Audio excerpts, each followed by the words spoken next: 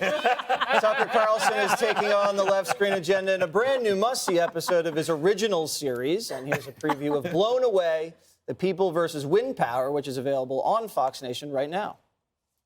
Texas has the most wind power capacity in the United States, but the Texas turbines, which are not winterized, iced up during a cold weather event in February of 2021. Electricity output collapsed. You have all this federal and state subsidies for wind and solar that have caused an overbuilding of wind and solar in Texas. It's cheap energy. Big companies love it. They love to virtue signal with it. The Texas grid, like the California grid, is becoming increasingly unreliable and difficult to maintain, difficult to keep that power in a steady basis. All right, Tucker, we're going to take it around the table, and let's begin with Dagan McDowell.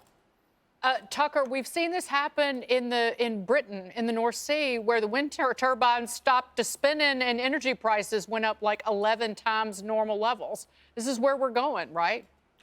Well, for sure, because there are all kinds of incentives. I mean, this wouldn't exist without taxpayer subsidies. Even people who are open to the idea of alternative energy, like me, are kind of shocked. You know, the deeper you look at this, at the effect on the natural world, on the environment itself by wind farms. This stuff is terrible for the environment, actually, the closer you look at it. It's terrible for animals. It's terrible for the landscape, including endangered animals, by the way. It's terrible for people who live nearby. And that's why all of these installations are in poor areas that don't vote for the politicians who put them there, period. Tucker, Harold Ford, it's been a long time. It's good to see you.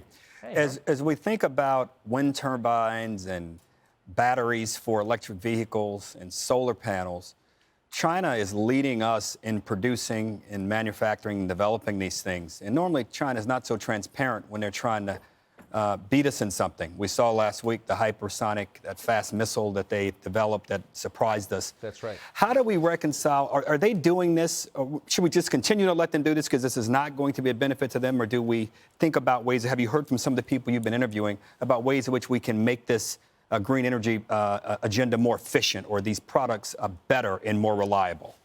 Well, I mean, the area where China's really leading us is in coal power. I mean, they're continuing to build massive numbers of coal plants. The divide in carbon emissions between the U.S. and China is no longer even close. It's multiples of our carbon output, which I think we should note at the very beginning of any conversation about global warming.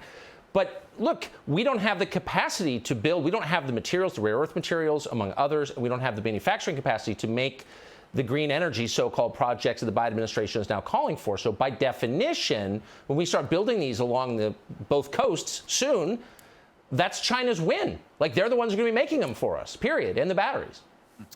Tucker, how would you suggest the American people stop the building of some of these? Because right now they're putting in a bunch of these turbines off the coast of Long Beach Island at the Jersey Shore, and all the fishermen are appalled because it's going to destroy their prime fishing waters, and they can't sell the fish to all the people that want to eat the fish at the shore.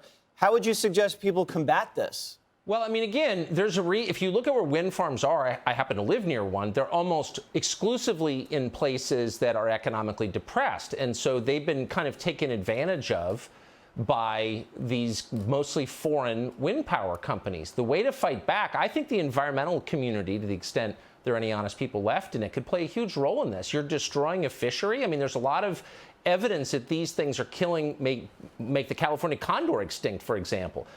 Sending whales on in the wrong direction, interfering with the natural sonar of marine life. I mean, these things have a terrible effect on the environment, and so it would be nice for the environmental community to say something about that. Good.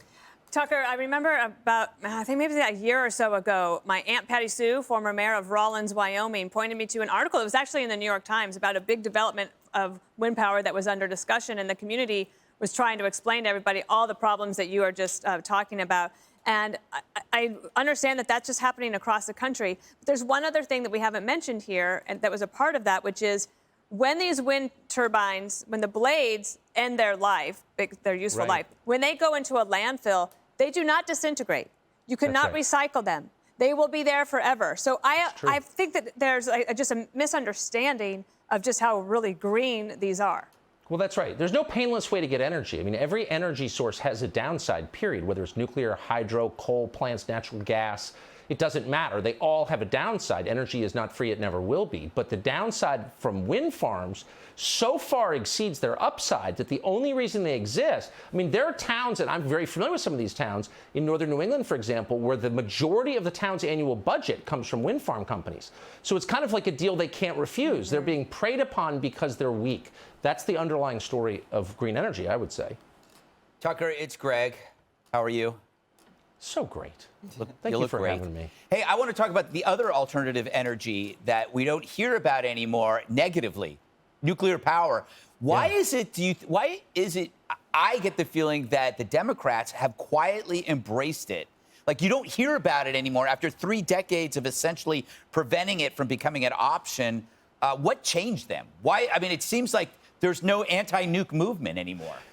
Well, I mean, for one thing, that whole brand of 70s styles hippies who actually went camping and cared about the outdoors and lived in giant sequoias to keep them from cutting down. I mean, those people are all gone, or they're right wing at this point. Yeah. Okay? So the constituency died. That's the first thing. Second, if they're not complaining about an industry, that means they're being funded by the industry. So I would follow the money there. But I think nuclear power is not a crazy idea. Look, nuclear power is dangerous. All forms of energy are dangerous. Like, it's just baked in the cake. So you have to make rational decisions. We're not getting to utopia with energy. Sorry, ever. All right, thanks a lot, Tucker. And I was shocked that people don't live in sequoias anymore, because I interviewed a bunch of them a couple years ago. I love those people. I do too. I love them. They're cool people. They are. I agree. They are. All right, blown away.